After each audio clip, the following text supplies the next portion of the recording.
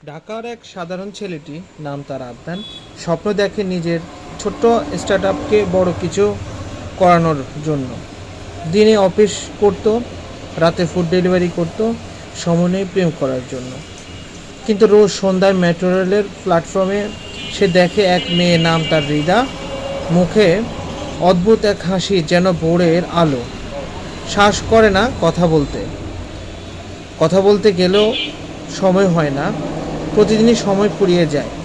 একদিন প্রচণ্ড বৃষ্টির রাতে আদনান ডেলিভারি করতে গিয়ে বুঝতে পারে যে হৃদা ওই একই বিল্ডিংয়ে কাজ করে।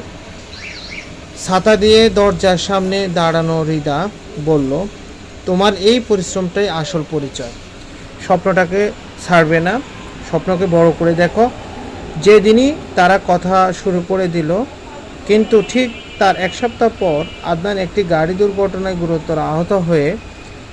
তখন চিকিৎসক বলল, হয়তো আর হাঁটতে পারবে না।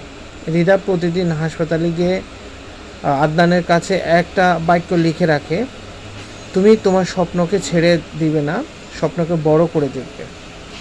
আদনান বিছানা থেকে অনলাইন বিজনেস প্ল্যাটফর্মে কাজ শুরু করে। 6 মাস পর হুইল চেয়ারে বসে লঞ্চ করে নিজের স্টার্টআপ। প্রথম অর্ডারটা দেয় হৃদা নিজেই। ঠিক 1 বছর পর একই মেট্রো রেল প্ল্যাটফর্মে আদনান হুইল চেয়ারে থেকে দাঁড়িয়ে প্রপোজ করলো। সেই হাঁটতে পারছে না, তবুও নিজের স্বপ্ন আর দুটোই জিতে নিল।